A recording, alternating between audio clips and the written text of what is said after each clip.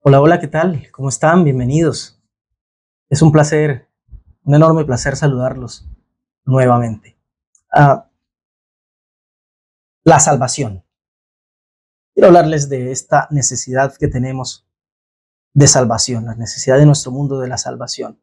La porción de la semana, la parashá Vayakhel, que al traducirlo es e hizo que se reuniera, va de Éxodo capítulo 35, versículo 1 al capítulo 38, versículo 20. Yo quiero leer un pasaje medianamente largo de, del capítulo 35, desde el versículo 20 en adelante, porque creo que aquí hay una enseñanza muy bonita respecto de lo que necesitamos como mundo, de lo que necesita nuestra generación eh, para salvarnos, para salvar nuestro mundo. Y aquí entonces usted puede incluir salvar su familia, salvar su generación, salvarse usted, salvar nuestro mundo como tal, nuestro planeta, nuestro universo, nuestra realidad, una realidad que necesita salvarse de la condena hacia la que se precipita como por un barranco, de la caída, del perdernos, del extraviarnos, que me parece que es en lo que nos hallamos hoy, en un momento eh, en la historia como humanidad, como mundo, como planeta, como generación, de total extravío, de total aquí, pues por allá, o por dónde era. Bueno, esto necesitamos para ubicarnos. Quiero primero que todo leerles entonces la porción. Éxodo 35, versículo 20, está escrito así. Y salió toda la congregación de los hijos de Israel de delante de Moisés. Bueno, ¿por qué salen de delante de Moisés? Porque Moisés los convoca. El inicio de la porción, vaya aquel, por eso es vaya aquel, e hizo que se reuniera, porque Moisés hace que se reúna todo el pueblo, les transmite un par de cosas con respecto al Shabbat, e inmediatamente después les transmite el tema relacionado con el templo, el tabernáculo en cuestión. ¿Se acuerdan que hace unas 2, 3 porciones hablamos en la parashat Terumá, de una iniciativa donde Dios le conmina a Moisés para que alerte al pueblo acerca de colectar ofrenda de metales preciosos, oro, plata, cobre o bronce, y maderas de cierto tipo, y telas de cierto tipo, y pieles de animales, y colores, púrpura, azul, carmesí, no sé qué.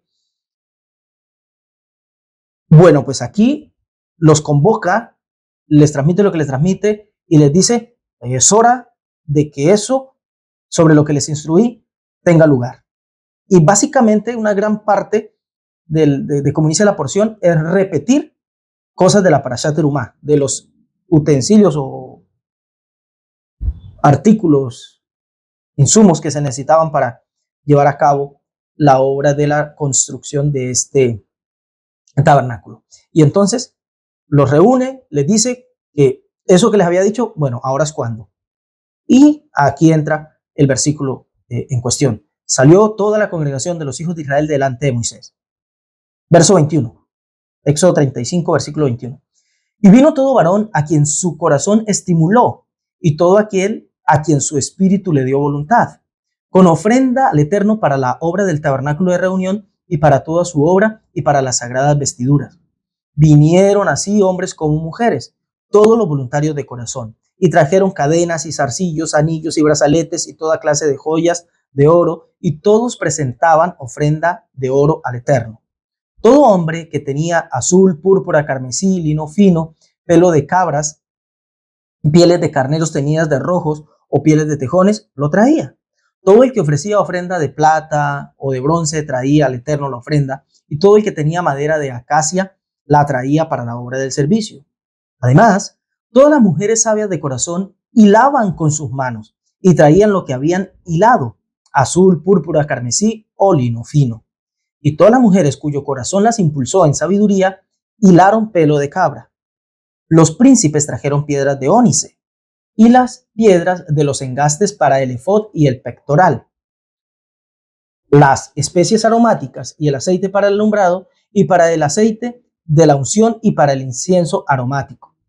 De los hijos de Israel, así hombres como mujeres, todos los que tuvieron corazón voluntario para traer toda la obra que el Eterno había mandado por medio de Moisés que hiciesen, trajeron ofrenda voluntaria al Eterno. Versículo 30. Y dijo Moisés a los hijos de Israel: mirad, el Eterno ha nombrado a Bezaleel, hijo de Uri, hijo de Hur, de la tribu de Judá, y lo ha llenado del Espíritu de Dios en sabiduría, en inteligencia, en ciencia y en todo arte, y para proyectar diseños, para trabajar en oro, en plata y en bronce, y en la talla de piedras de engaste y en obra de madera, para trabajar en toda labor ingeniosa. Y ha puesto en su corazón el que pueda enseñar, así él como a Joliab, hijo de Ahisamac, de la tribu de Dan, y los ha llenado de sabiduría de corazón para que hagan toda obra de arte y de invención y de bordado en azul, en púrpura, en carmesí, en lino fino y en telar, para que hagan toda labor que inventen todo diseño. El momento glorioso empieza a tener lugar. El momento glorioso empieza a tener lugar. Cuando se explicó, bueno, van a hacer una ofrenda, ¿se acuerdan esa para allá? Tomaréis ofrenda para mí, dice el Señor, y construirán un tabernáculo y yo habitaré en medio de ellos. ¿Cuál era la función de toda esta ofrenda? Lo dijimos, la ofrenda debe tener un propósito. ¿Cuál era? Construir el tabernáculo. Y al construir el tabernáculo se aseguraban que por crear un espacio donde lo divino habite, entonces lo que se estaban asegurando era la presencia divina en sus vidas. Ahora, cuando decimos todas estas cosas, cuando explicamos todo esto, cuando damos toda la enseñanza, las explicaciones y las implicaciones por aquí y por allá, el espíritu se exalta, ¿no? Los ánimos se exacerban y todos, ¡oh, qué chévere! Y qué bonito, y wow. Pero muchas veces sales de la explicación, de la enseñanza, del conocimiento, sales de esa burbuja que genera la información. Y ahí se quedó todo. Pero el momento más glorioso de una cosa importante, el momento más glorioso es cuando por fin toca tierra, cuando por fin tiene lugar. Sí, navegar en las alturas etéreas de la abstracción y todo ese tipo de cosas es fantástico. Pero lo mejor es cuando esto tiene lugar. Y aquí empieza todo a tener lugar. Moisés les convoca, les recuerda aquello que ya les había anunciado, cómo era que lo iban a hacer, e inmediatamente dice así el primer versículo que leímos de nuestra porción: y salió toda la congregación. La movilización empieza a tener lugar. Todos empiezan a mover. Esto es lo que necesitamos. ¿Se acuerdan cuál les dije que será el título de este mensaje? La salvación. Esto es lo que necesitamos para que haya salvación posible en nuestro mundo. ¿Qué necesita nuestro mundo? Bueno, algo diferente, un poco más, algo más arriba. Convertirse en un espacio donde tiene lugar algo más divino, porque este mundo ni siquiera está humano, está muy animal, está muy perdido, está muy loco, está muy extraviado. Necesitamos un escenario, un mundo en donde se manifieste algo que valga la pena vivirse más, algo que nos dice, wow, ¿no? Hemos puesto este ejemplo, cuando uno está delante de algo agradable, que le despierta su asombro, su satisfacción o fascinación o lo que sea, uno dice, wow, está divino, divina esta cascada, ¿no? Divino ese niño, divino esos ojos, divina esta persona, divino ese platillo, porque algo es fascinante lo que ocurre ahí. Bueno, todos queremos vivir en una realidad así para todos. Pues esa es la salvación que necesitamos de nuestro mundo. Que no sea más un mundo que se cae a pedazos, sino que pueda salvarse y ser un espacio donde tiene lugar lo más divino del mundo, que es la vida, pero una vida que valga la pena vivirse, una vida divina. Esa salvación necesitamos. Y para eso es imperativo, entonces, la movilización. Tenemos aquí que eso sobre lo cual se había advertido al pueblo que iba a tener lugar es el momento. Dios, a través de Moisés, convoca al pueblo, vengan acá, esto es lo que vamos a hacer aquí. Y el pueblo sale todo, dice el versículo 20. Dice, y salió toda la congregación. Salieron, se empezaron a mover. Una de las cosas que he visto que entorpece más la realización de, de todo lo bueno que se plantea a la gente más iluminada, con más revelación o conocimiento de los asuntos importantes de la vida, espirituales y demás. Pero una de las cosas que más entorpece la realización de todo eso, de todos esos grandes planes, de todo ese gran conocimiento, de toda esa gran revelación, de todos esos grandes proyectos, es la falta de acción. Es la falta de acción. Hay algo que a veces pareciera ser directamente proporcional. Cuanto más grande es la capacidad de una persona para idear, para imaginar, para proyectar, tanto más es su capacidad de anularse para accionar. Es increíble. Y junto con la inacción, las miles de excusas para tal inacción. ¿Saben qué hacer? Siéntese a hablar con una persona inteligente. No, lo que hace falta es que el gobierno tome esta decisión, que las juntas comunales hagan esto aquí y allá, que los líderes políticos hagan esto, que los líderes religiosos hagan esto, que los profesionales, todos lo saben. Arreglan el mundo hablando con otra persona, en un café, en un bar, en una esquina cualquiera, en la sala de una casa, en la terraza.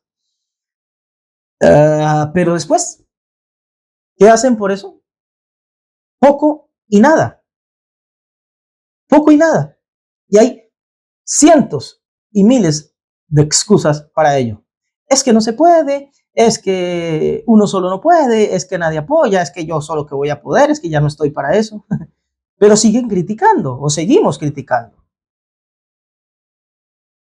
Y hay, como le digo, todo tipo de excusas. Desde el que siente que siempre tiene que estar siendo dirigido para que le digan qué hacer, es decir, podemos hacer tal cosa, esto es lo que necesita nuestra realidad para cambiar, esto es lo que necesita mi país o mi pueblo, mi departamento o estado donde vivo, esto es lo que necesita mi mundo, pero siento que necesito estar amparado bajo las alas de un grupo, de una institución, de cualquiera sea, política, religiosa, no gubernamental, pero siempre tengo que estar bajo la tutela de algo para que me estén señalando lo que hay que hacer, para que me estén dirigiendo, para que sea alguien más que toma esa responsabilidad y si sale mal, bueno, yo simplemente hice lo que me dijeron.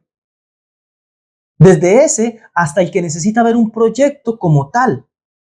Es decir, estoy dispuesto a hacer algo bueno por mi mundo, pero necesito un proyecto organizado que tenga todo este tipo de ingredientes que tiene un proyecto, donde yo pueda esforzarme y me congratulen, me feliciten por mi esfuerzo, donde después de un tiempo de esforzarme me asciendan, donde vea que otros se quedan y tal vez descienden, donde pueda ponerme metas a pequeño, mediano y largo plazo. Y todos estos detalles propios de cualquier proyecto, muchas veces lo que terminan haciendo es que nos politizan la situación, nos politizan el tema, nos politizan la necesidad que tenemos, nos hacemos parte de ese juego y cuando vine a ver, intentando salvar una situación, mi pueblo, mi país, mi mundo, mi generación,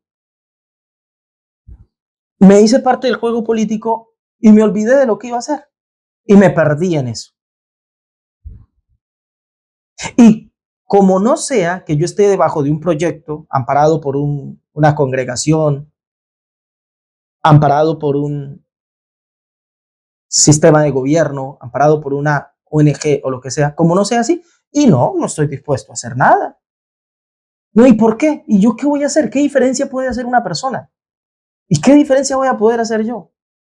Y esa falta de acción y estos grandes números de excusas que ponemos son los que terminan paralizándome a mí como persona, como individuo, al otro que se contagia, al otro, y luego terminamos llevando este virus, se lo terminamos propagando a todos y finalmente no hacemos nada por nuestro mundo y nuestro mundo sigue en picada, en descenso hacia el extravío y la perdición en la que nos encontramos. No hay accionar, hay mucha parálisis, hay mucha parálisis en gente que tiene las más maravillosas ideas. Fíjense, no critiquemos tanto afuera, hagamos autocrítica. Gente con algún tipo de conocimiento espiritual, religioso o lo que sea, saben mucho qué hacer, tienen conocimiento bíblico. Estamos así y así porque, mire, hemos olvidado este mandamiento, esta idea, estos valores espirituales, bíblicos o lo que sea, cuando recuperemos esto. Pero no estamos dispuestos a hacer nada de eso si no es bajo la tutela del grupo religioso, si no es acompañado de estas personas, acompañado de esta secta. Aquí con mi grupo le hablo de hermanos, nos tratamos todo chévere. ¿Qué hay que hacer? Vamos a hacer obra social, hagamos obra social, pero ¿a quién hacemos obra social? Y al hermanito de la congregación, para cuando otro hermanito esté, pues él también venga y ayude. Y así entre todos hacemos, nos apacentamos a nosotros mismos, porque no hacemos, en todo caso, una obra social allá con el inconverso ese perdido que tiene otros valores u otra religión, porque ¿qué? A no ser que sea para ganárnoslo, para sembrarle el mensaje y entonces que se venga con nosotros. Pero si no se viene, no, que se olvide, que vamos a volver a hacerle bien. Y no solo propios religiosos, en todo grupo es así. Miren, en los grupos políticos, cuando gana la izquierda, quiere favorecer la izquierda. Cuando gana la derecha, quiere favorecer la derecha. Cuando gana el centro, va al centro. Y si es de pronto en modos de gobierno no tan nacionales, sino más locales, si gana el de un representante, quiere favorecer principalmente a estos. Y entre todos nos apacentamos a nosotros mismos y solo estamos dispuestos a hacer algo que vaya en línea con un proyecto, con mi proyecto. Porque en ese proyecto tengo posibilidad de avance, de ascenso, de reconocimiento, de felicitación, de congratulación. Y si no tengo esa posibilidad, ¿yo para qué voy a hacer algo bueno? O sea, ¿para qué voy a ir a darle de comer a un hambriento si no es porque hay un proyecto de la alcaldía, o porque hay un proyecto de la Junta de Acción Comunal, o porque hay un proyecto de la escuela de donde están mis hijos, o porque hay un proyecto de la congregación a la que asisto? ¿Por qué yo simplemente ir y alguien tiene que ir a darle? No, ahí no me van a reconocer. Ahí no hace parte de ningún programa, entonces no me siento útil porque muchas veces relacionamos lo útil con lo que se destaque lo que hacemos.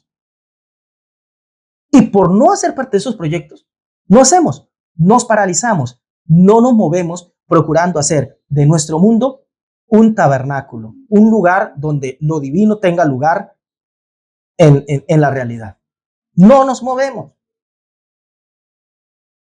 Nos quedamos siempre fantaseando, nos quedamos formulando ideas, ¿no? Nos quedamos haciendo mensajes. ¿Por qué el mundo está como está? Bueno, te voy a tener 3 puntos escatológicos, 3 puntos apologéticos, 3 puntos morales, 3 puntos éticos, conclusiones, tesis, antítesis, síntesis, todo. ¡Wow! Proyectazo formulado. Y no hacemos más nada. Y mientras nos hemos quedado como humanidad formulando ideas, desarrollando las mejores intenciones, mire, muy poco hemos logrado. Mientras como humanidad nos hemos quedado formulando ideas, desarrollando proyectos con las mejores intenciones del mundo, muy poco hemos logrado, históricamente hablando. Pero cuando alguien ha decidido emprender la marcha, tratar de hacer algo mínimo, aunque sea, a pesar de críticas, a pesar de fallas, de caídas, etcétera, eso sí que ha hecho la diferencia. A estos nos debemos. A ese tipo de personas es que nos debemos como humanidad, como generación, con el avance que tenemos. Todo eso se lo debemos a aquellos que se han animado a hacer sin tener mucha idea, arriesgando mucho, apostándolo todo, a cambio de la satisfacción del intento. Bueno, a esos nos debemos. Y creo que la historia nos ha enseñado eso y debe esto sacudirnos hoy día. Yo creo que es tiempo de empezarnos a sacudir. Es tiempo de actuar. Es tiempo de actuar. ¿Qué estamos haciendo? Sobre todo nosotros aquí, los 3 pelagaticos que nos reunimos acá. Es tiempo de que empecemos a hacer la diferencia nosotros. Es tiempo de que empecemos a actuar nosotros. La semana pasada leímos y profundizamos sobre un texto después de una linda lista de cosas a modo de frutos de lo que sería fruto del Espíritu, fruto de una vida equilibrada. El autor a los Gálatas advierte, después de esa lista, ¿no? Que dice, el fruto del Espíritu es amor, gozo, paz, benignidad, paciencia, bondad, fe, mansedumbre, templanza. Él, después de esas cosas, advierte y dice, contra tales cosas no hay ley. Contra tales cosas no hay ley. Significa que nada, pero nada puede oponerse a quien exhibe una vida con estos frutos de lo que es en su desarrollo espiritual. Una persona verdaderamente espiritual, por eso digo que es tiempo de que actuemos nosotros, una persona que consume material espiritual, información espiritual, que escucha mensajes como este, que ora de vez en cuando en su casa, que lee la Biblia, que ve otros mensajes, ve contenido espiritual, que se asume a sí mismo como una persona espiritual. Bueno, una persona así, el apóstol dice, contra tales cosas no hay ley. O sea que una persona así no tiene por qué verse detenida, cohibida de su desarrollo. Una persona así tiene que moverse y actuar. Una persona que ha logrado desarrollar una vida que conduce a estas cosas, esa lista que nombramos, amor, gozo, paz, benignidad, fe, mansedumbre, templanza, es una persona que no tiene por qué detenerse. Todo lo contrario, tiene que empezar a vincular a tantos como pueda para empezar a construir ese tabernáculo para lo divino, que no es otra cosa que nuestro mundo, donde de verdad deseamos ver algo divino, donde de verdad necesitamos a lo divino. En el cielo no lo necesitan tanto, allá pues es el cielo, la realidad divina todo el tiempo, pero aquí la necesitamos. Debemos dejar de pretender aspirar a toda hora a subir al cielo, a elevarnos en pensamiento, a elevarnos en meditaciones y empezar a procurar a construir aquí un tabernáculo. Sí, con meditación, reflexión, oración, ayuno, estudio, lo que ustedes quieran, pero hacer aquí de este lugar un espacio donde lo divino tiene lugar, donde la vida se vuelva una expresión de lo divino. Aquí lo necesitamos y para eso necesitamos empezar a movernos. Si hemos desarrollado nuestras vidas espirituales mínimamente, no tenemos por qué detenernos. Tenemos que empezar a vincular a tantos como podamos para que yo estoy exhibiendo esto, bueno, el otro también, y el otro aquí y allá, y cuando nos damos cuenta, creamos un espacio, creamos ese tabernáculo, creamos ese espacio espiritual para una vida más divina. Pero hay que movernos. En los pasajes que leímos, el largo pasaje que leímos, tiene varios detalles, varios textos muy maravillosos sobre los que me gustaría reparar un poco, porque van en el sentido de lo que le estoy intentando transmitir. Dice el versículo 21, esto es Éxodo 35, 21, dice, y vino todo varón a quien su corazón estimuló y todo aquel a quien su espíritu le dio voluntad. Y vino todo varón a quien su corazón estimuló y todo aquel a quien su espíritu le dio voluntad. Miren esto. ¿Dónde está esa reserva de fuerza que nos mueve? Está en lo profundo de nosotros, en nuestro corazón. ¿Quién es el que se moviliza? Aquel cuyo corazón lo estimula. En nosotros está la fuerza. No esperes a que venga alguien, a que te convenza el político, a que te convenza el líder, ni siquiera que te convenza yo a través de esto. Yo no intento convencer a nadie. Solamente pongo de manifiesto estas necesidades para que de tu propio corazón se sobresalte y empieces a darte cuenta que es necesario empezarte a mover. Y dice el texto, y todo aquel a quien su espíritu le dio voluntad. Fíjense que una de las obras del espíritu, y aquí ya no hablo de frutos, sino obras, una de las obras que tiene el espíritu es mover la voluntad humana. No podemos hablar de una persona espiritual y al mismo tiempo una persona quieta. No hay tal cosa como espiritualidad y parsimonia. No hay tal cosa como espiritualidad y desidia. No existe tal cosa como una persona espiritual y al mismo tiempo una persona apática. No hay. Espiritualidad es sinónimo de voluntad. Espiritualidad es sinónimo de movimiento. Espiritualidad es sinónimo de emprendimiento, de movilización. Todo aquel, dice el texto, a quien su corazón estimuló y a quien su espíritu le dio voluntad. El ser espiritual se mueve. ¿Por qué te cuesta tanto? ¿Por qué no tienes una vida divina? ¿Por qué ves alrededor y tu mundo es tan feo, tan caótico, tan pesado, tan difícil? Porque requiere de tu intervención y de mi intervención. Y si te cuesta mucho moverte, es porque en realidad no eres o no soy tan espiritual como pretendemos. Porque una persona espiritual no se queja de su mundo, se mueve y va y espiritualiza su mundo. No se queja, pero qué mundo tan materialista, pero qué mundo tan mal, pero qué mundo tan caído. Lo vemos, no lo podemos negar, no somos tontos, nos cansa, nos frustra, nos aburre. Pero inmediatamente después nos movemos. Intentamos hacer algo distinto. Dice además el verso 10, seguimos en Éxodo 35, el verso 10 dice, todo sabio de corazón de entre vosotros vendrá y hará todas las cosas que el Eterno ha mandado. Fíjense qué texto más bonito. Todo sabio de corazón. ¿Quién es el sabio? Sabio es el que viene y hace. Así es el texto. Todo sabio de corazón entre vosotros vendrá y hará todas las cosas que el Eterno ha mandado. El sabio de verdad, el jajam, viene y hace, se mueve, no se queda quieto, hace lo que siente que necesita hacerse. Y me encanta esta expresión, sobre todo por lo que significa a partir de los últimos hallazgos de las disciplinas encargadas del comportamiento y el pensamiento humano, psicología, antropología y demás. Esta expresión, sabio de corazón, me parece que la expresión que usa aquí la Torá tiene mucho que ver con lo que estas disciplinas han llamado ahora inteligencia emocional. Sabio de corazón o inteligente emocional. ¿Quién es el que es inteligente emocional?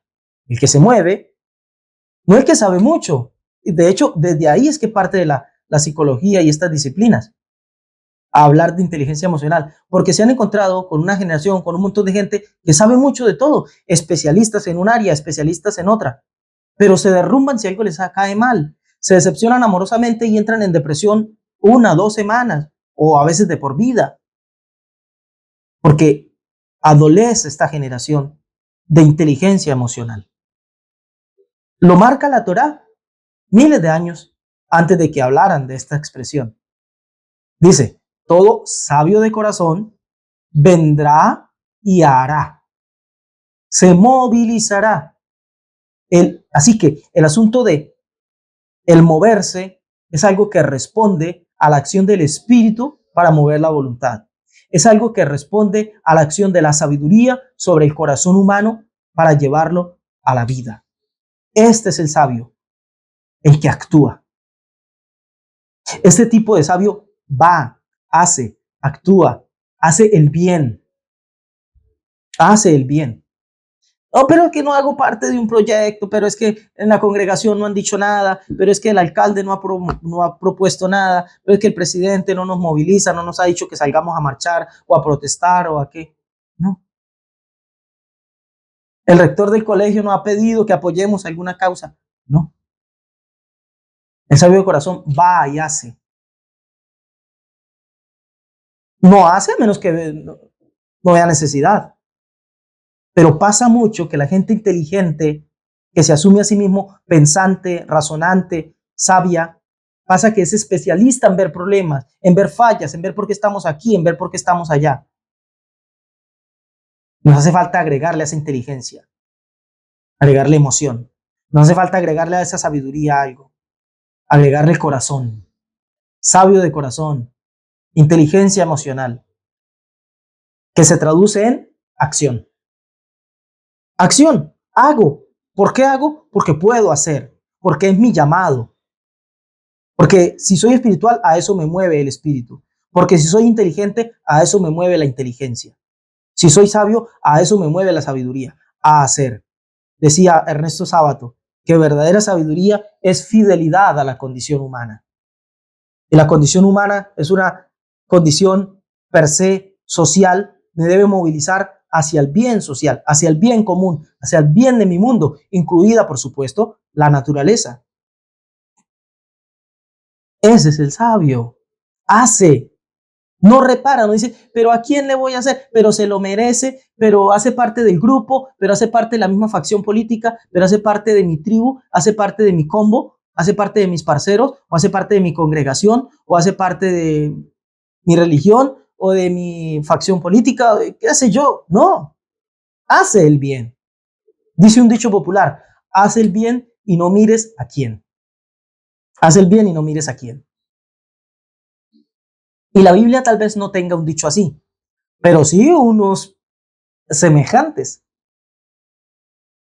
Déjenme citarles uno, Gálatas 6:10. Dice Gálatas 6:10. Así que, según tengamos oportunidad, Pablo aquí habla, el autor de los Gálatas habla casi calcado de lo que yo vengo diciendo. ¿Por qué haríamos el bien? Porque podemos hacerlo, porque vemos la oportunidad, porque vemos la necesidad. Entonces dice, así que, según tengamos la oportunidad, hagamos bien a todos. Ah, sí, el resto del versículo parece contradecir, pero déjenme verlo. Dice, y mayormente a los de la familia de la fe. Entonces, ¿me dejan meditar más allá de lo evidente sobre este texto? Porque aquí ya más de uno dirá, bueno, yo hago el bien, pero aquí está escrito. Sobre todo a los de la familia de la fe, así que yo puedo hacer el bien, pero primero mi grupo, primero los míos, ¿no? Pero a mí, en mi familia, y cuando ya estemos bien, ahí sí veo si quedó algo para el otro. Y si por ahí ya le hice el bien a los de mi mismo grupo, secta, política, religiosa, social o lo que sea, ahí vemos si no es eso lo que está diciendo el texto. ¿A quiénes se dirige Pablo? Dice, tengamos oportunidad, según tengamos oportunidad, hagamos el bien, mayormente a los de la familia de la fe. Ahora, ¿a quién se está dirigiendo él? A gente de fe. Sus oyentes o lectores, en este caso, son gente que se supone que andan en el camino de la emuná. Así que cuando él está diciendo hagamos el bien, prioritariamente de la familia de fe, es al inmediato, porque como él está hablando a esos, sabe que decirles a ellos, haz el bien en cuanto tengas oportunidad, sobre todo los de la fe, es el que ya tienes al lado, porque es el mismo grupo. Lo que él está queriendo decir realmente es, haz el bien a tu inmediato. No te pongas a pensar, ay, sí, los pobres de África. ¿Sabes por qué? Porque jamás vas a hacer nada por ellos. Te vas a quedar diciendo, ay, sí, ¿cómo pasan hambre? Esos huérfanos en África. Ay, qué tristeza. Y vemos noticias y lloramos, ¿no? Nos comemos, ay, pobrecito, me dio pesar. Allá esos niños de la Guajira, ¿cómo están aguantando hambre? Miren los chiquiticos y esa barrigota llena de parásitos. Lloramos, ¿no? Nos damos paños de agua tibia. Qué espiritual soy. ¿Cómo me conmueven estas cosas? Nah. Dice el autor a los Gálatas, hagamos el bien, sobre todo a los de la familia de la fe. Como ellos eran gente de fe, hácelo al inmediato. Voltea a mirar al lado. ¿A quién tiene? Bueno, a él. A él hazle el bien. A él hazle el bien. No pongas excusa. No te excuses en que allá hay más necesidad. No te excuses en que este no es de mi grupo. No te excuses en nada. Hazle el bien según tengas oportunidad al inmediato. La Torah lo dice lindo. Ama a tu prójimo, a tu próximo, a tu inmediato, ahí el que tienes a continuación. Pero es que este es ateo. ¿Y de qué me estás hablando? La Torah habla de hacerle el bien al prójimo, a tu inmediato, a tu continuo, a tu próximo, a tu vecino. Hazlo. Pero es que este cree en otra cosa. Y el mundo necesita. Dejemos de alimentar ese espíritu antagonista, rivalizador, por religión, por política, por sectas, por predilecciones, por egos. Dejemos de alimentar eso. Dejemos de alimentar eso y hagamos el bien en cuanto tengamos oportunidad. O sea, ya. O sea, ya. Porque siempre va a haber oportunidad, porque hay necesidad. Nuestro mundo necesita acción y es imperativo que empecemos a movilizarnos. A movilizarnos. El mundo lo necesita, si no este mundo se nos va a terminar de caer. Y lo peor, llevaremos a cuestas la responsabilidad de su caída. Por eso decía, a la salvación. El mundo necesita esta salvación. Y esta salvación se lleva a cabo a través de nuestras manos. Ahora, hay unas cuantas cosas que nos privan de mantenernos en esa actitud. Y no las desconozco, no solo no las desconozco, sino que las quiero exhibir y reflexionar sobre ellas con ustedes. Cosas que nos privan de mantenernos en esa actitud de hacer el bien que nos corresponde. Y primero explico esto que acabo de decir así como de paso. El bien que nos corresponde. Porque le diré una cosa, el bueno solo puede hacer el bien. El bueno solo puede hacer el bien. Al bueno le corresponde hacer el bien.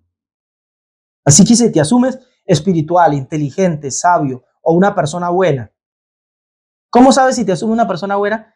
Que alguien te intente decir algo que hiciste mal. Y si tu primer impulso es defenderte, no, pero justificar lo que hiciste, pero es que hago aquí. Si no eres capaz de asumir la culpa de algo mínimo que te digan, es porque te asumes una persona buena. O es lo que quieres proyectar. Pues te diré una cosa, el bueno solo puede hacer el bien.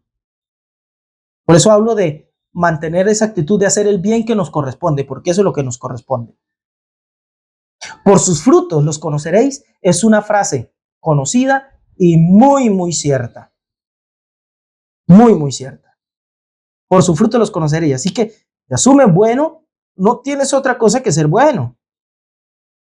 Segunda carta de Pedro 1:3 dice, como todas las cosas que pertenecen a la vida y a la piedad nos han sido dadas por su divino poder, mediante el conocimiento de aquel que nos llamó por su gloria y excelencia. Así que, ¿tienes algún conocimiento de Dios? ¿Tienes algún conocimiento de las cosas espirituales? Bueno, a través de ese conocimiento, por la gloria y excelencia de ese conocimiento, vienen ligadas un montón de cosas, cosas que pertenecen a la vida y a la piedad, y esas cosas nos han sido dadas por su divino poder.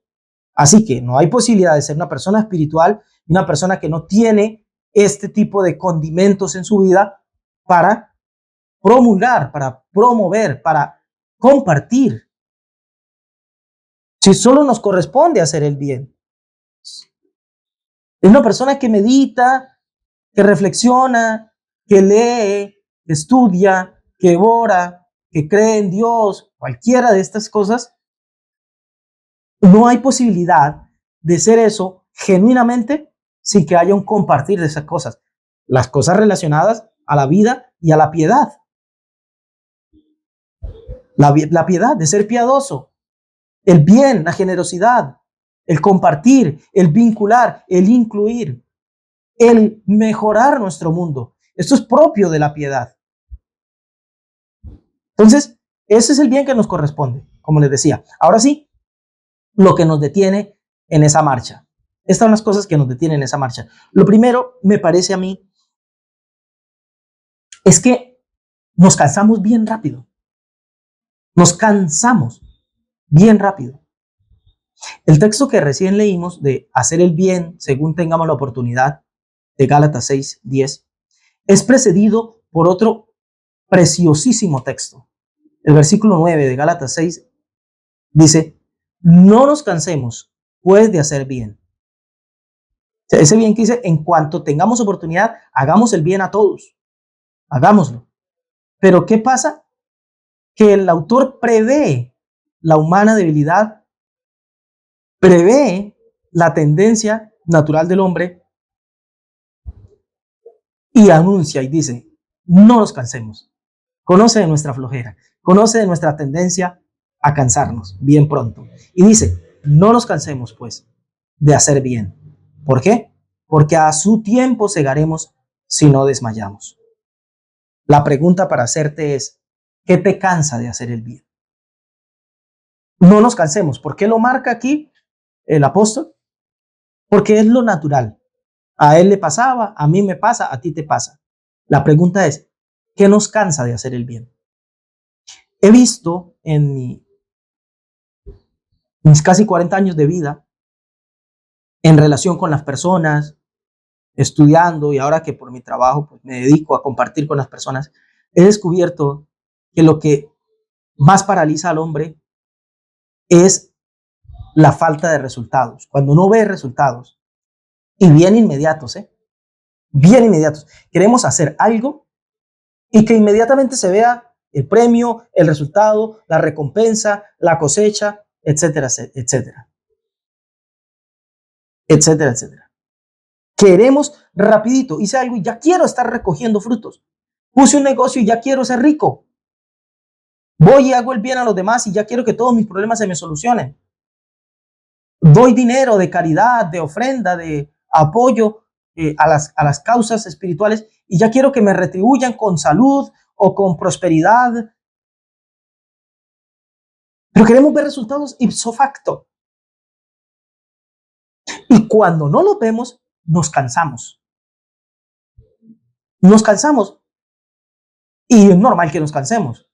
El asunto es que el hombre, cuando se cansa de hacer el bien, deja de hacerlo. No habría problema de cansarnos si seguimos moviéndonos. ¿Por qué? Porque nos seguimos moviendo y eso va a dar resultados a la postre. A su tiempo. Todo tiene un tiempo de desarrollo. No es que es a modo de premio, de castigo, bueno, haz el bien, pero te pongo a aguantar aquí desde arriba, no te doy bien, no te doy bien. No, porque todas las cosas en su devenir tienen un proceso y yo tengo que mantenerme haciendo el bien, porque no me va a servir de nada que yo hice el bien, pero no vi resultados. ¿Pero esperaste el resultado? Sí, yo esperé el resultado y no lo vi. ¿Y qué hiciste mientras esperabas? Pues nada, pues yo dejé de hacer el bien porque no vi el resultado. Entonces, ¿qué resultado vas a esperar si te cansas y dejas de hacer el bien? Es una idea necia, pero es muy común. Es muy común el pretender que hago un bien y ya necesito ver una respuesta. Y como no la veo, entonces dejo de hacer el bien. Es algo necio, porque vamos, ¿qué es lo que consideramos hacer bien? Apoyo causas de los más necesitados, apoyo al hambriento, al que no tiene acceso a la educación, le doy un cuaderno al que de pronto no lo tiene para que estudie, porque la educación es el camino a la superación de los pueblos, etcétera, etcétera. Cosas buenas, ¿no?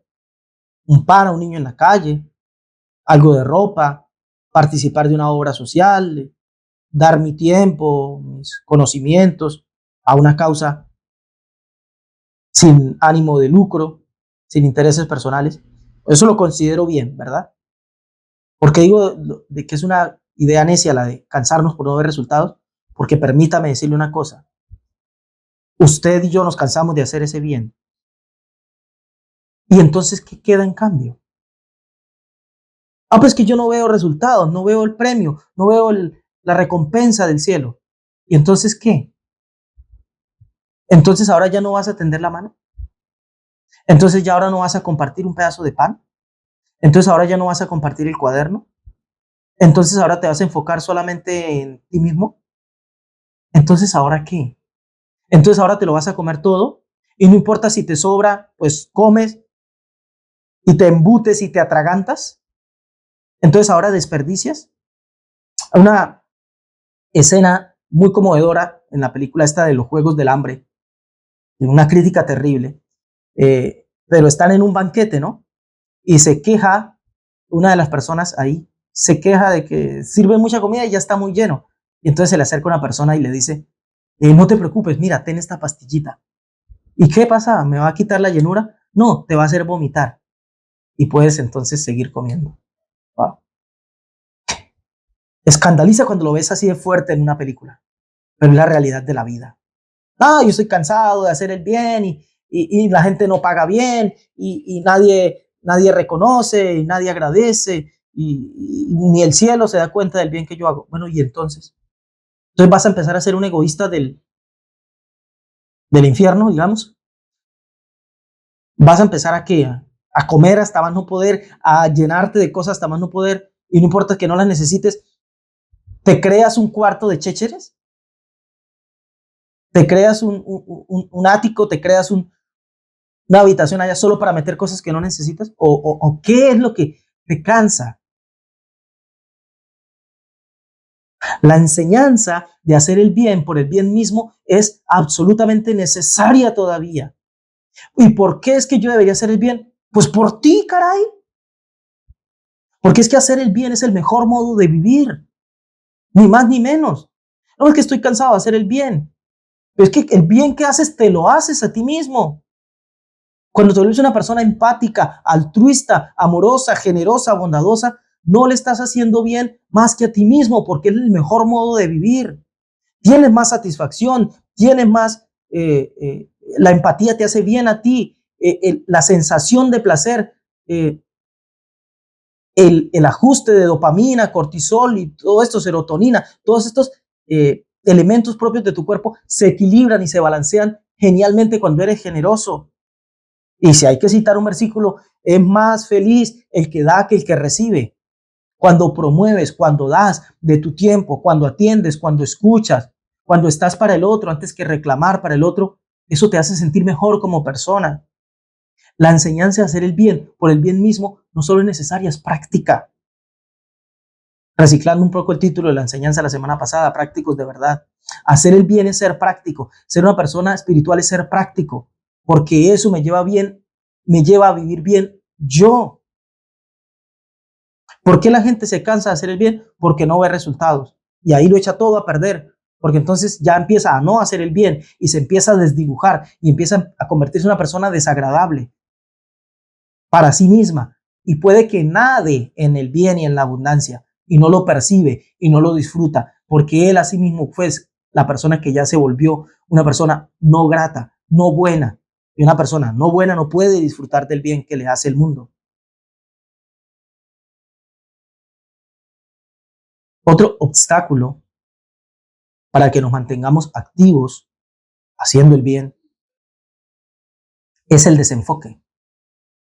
Es muy fácil salirnos del camino, desviar la mirada de la meta, dejarnos distraer por las distracciones de las orillas y volver a caer en la vida natural de todo el mundo, de la competencia descarnada, de la intención de sobresalir, de mirar solo por nuestros propios intereses. Es fácil llegar a caer en eso. ¿Por qué hablé de los obstáculos de hacer el bien?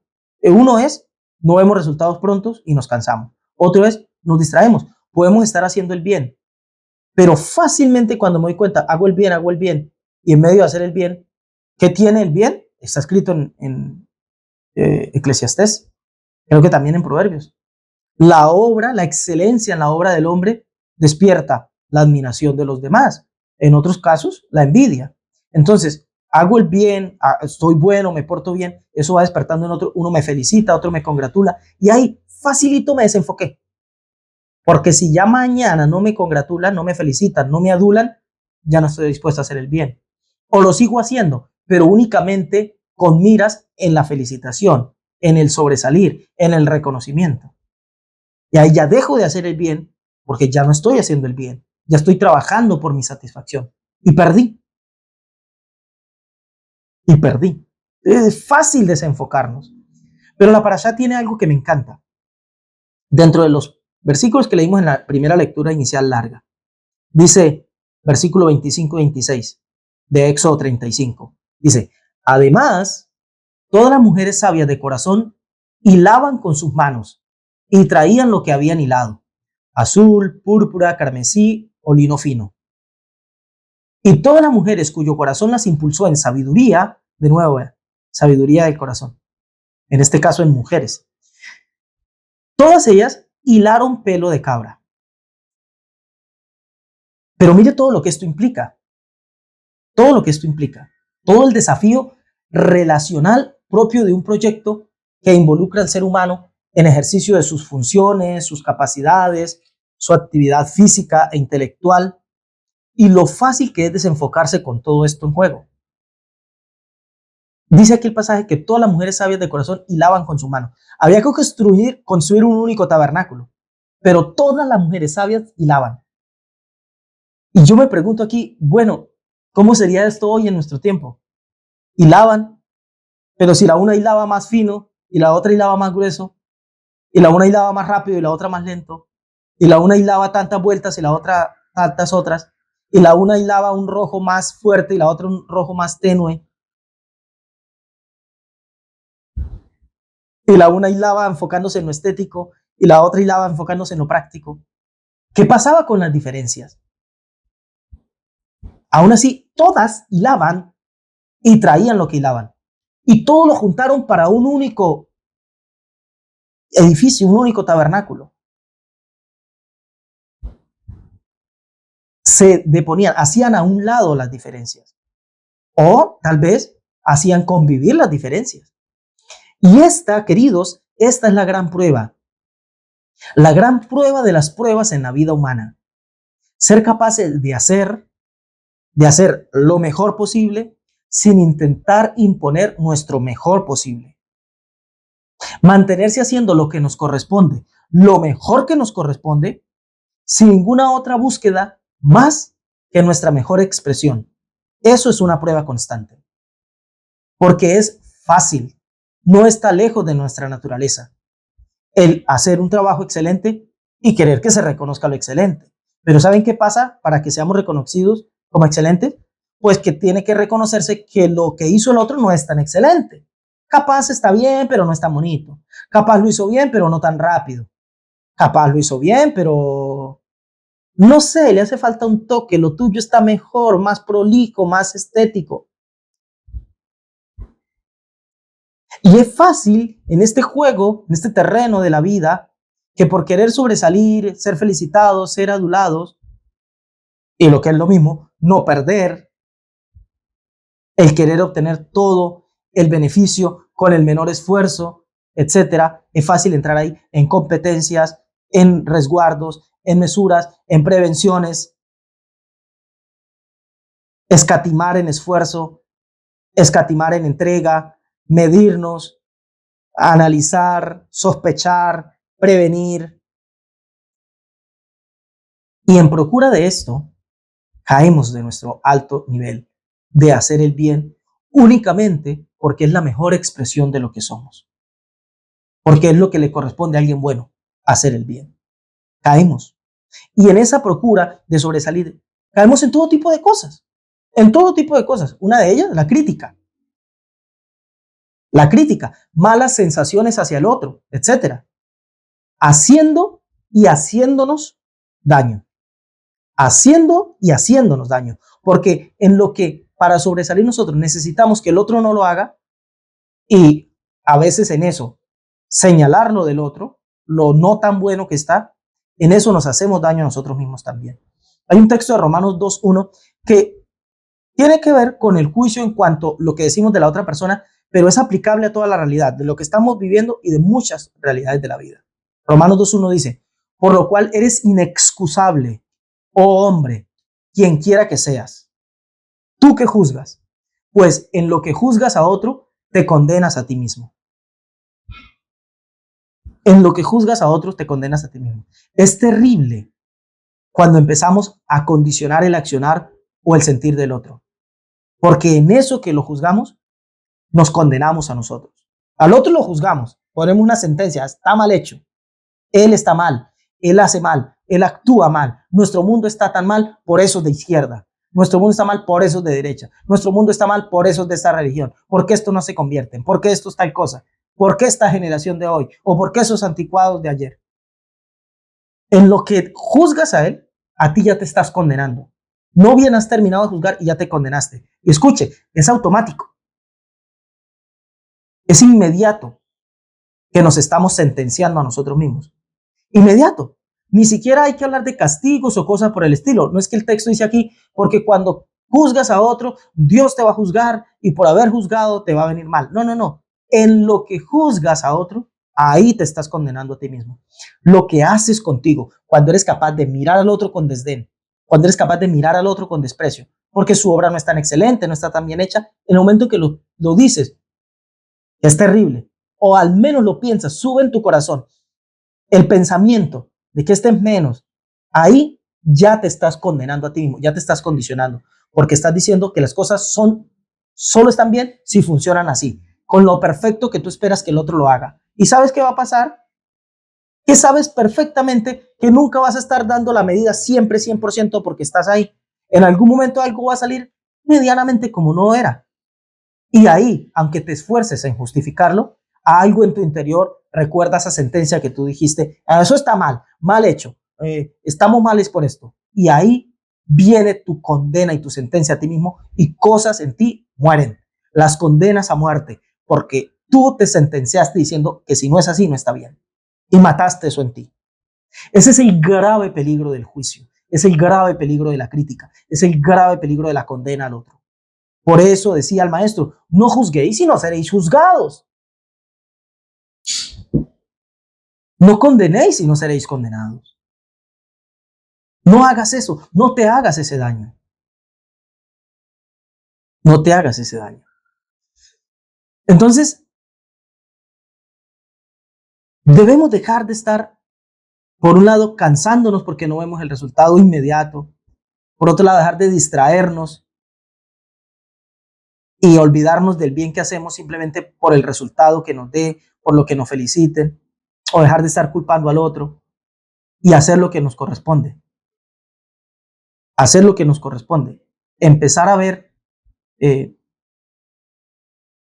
bien por el bien mismo, porque es la mejor manera de desarrollarnos y porque en cada cosa, por pequeña que haga, estoy ya cambiando mi mundo. El resultado viene, es inexorable. Así lo leímos. No nos cansemos de hacer el bien, porque a su tiempo segaremos si no desmayamos, si perseveramos, si nos mantenemos. Eso viene, eso se está gestando. Porque el bien hecho descansa sobre la certeza de que dará buen fruto, buen resultado. Buen resultado. Dará. Es inexorable.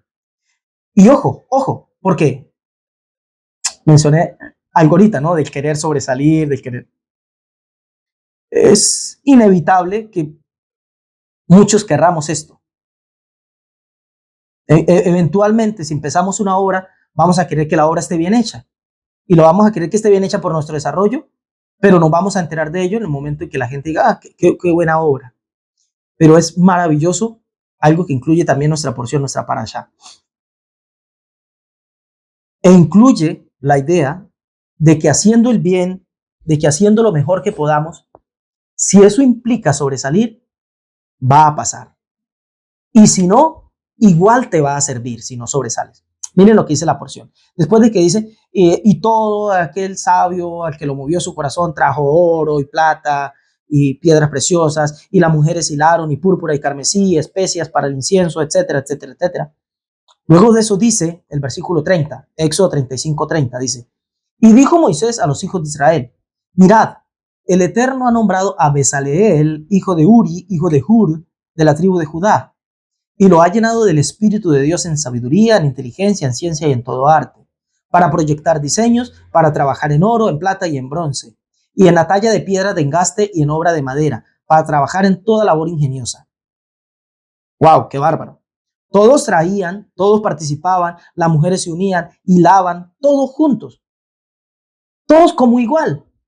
Pero el que todos estemos como iguales y nos asumimos como iguales, no descarta la posibilidad de que haya quien sobresalga, porque su obra es más excelente, porque está dotado, porque tiene unos dones que los demás no tienen, porque los desarrolló, porque se esforzó, porque tiene un condicionamiento particular en su ser que lo hace ser distinto, y hay lugar para sobresalir. Aquí sobresale Bezaleel. Era especial, tenía un espíritu diferente, había sido capacitado con sabiduría, con inteligencia y con ciencia. Jochma, Binah, Vedaat, en hebreo. Y en todo arte, o sea, era un artista. El Tiferet se manifestaba fuerte en él. La belleza, la armonía de su diseño. Hay espacio para sobresalir, pero yo dije algo. En el desarrollo de vida de cada uno, haciendo lo mejor que podamos, si hay que sobresalir, se sobresale. Y si no, igual nos sirve. ¿Saben por qué? Porque si no somos nosotros los que sobresalimos, nos sirve que otro sobresalga. ¿Por qué? Vean lo que dice el versículo 34, Éxodo 35, el versículo 34. Después de decir que este Bezaleel estaba dotado para hacer toda obra experta, dice el versículo 34, y ha puesto el Señor en su corazón el que pueda enseñar. Así él como a Joliab, hijo de Ahisamac, de la tribu de Dan. Uno diría, sí, Bezaleel sobresalía. ¿Y eso de qué nos sirve al resto? Pues de que si alguien sobresale yo puedo aprender.